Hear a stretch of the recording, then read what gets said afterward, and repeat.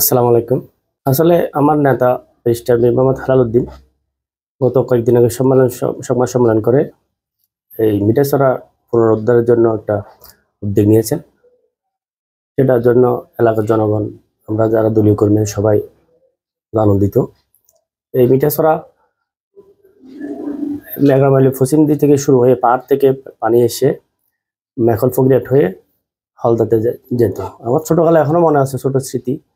ফকিরহাটে বা এগারোমাইলের পশ্চিমে বিলগুলোতে প্রচুর সবজি হতো এবং কৃষকরা ওগুলো বিক্রি করে লাভবান হতো। বাস স্ট্যান্ড মোড়ে টপ্পি টেলার একটা ছিল, এখন হয়তো এটা টপ্পি টেলার নাই।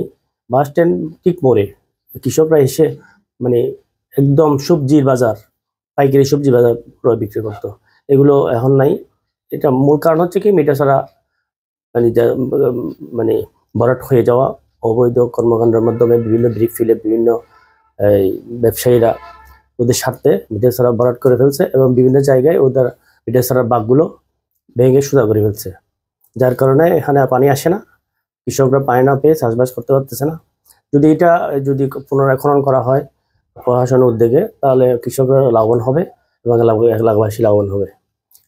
আমার দল, আমার নেতার কর্মকাণ্ডের প্রতি একাত্মতা ঘোষণা করে আমি বলবো যে প্রশাসনকে যেভাবে হোক অতি দ্রুত এই খালটা পুনরায় খনন করে আগের মতো ফিরিয়ে দেওয়া হোক।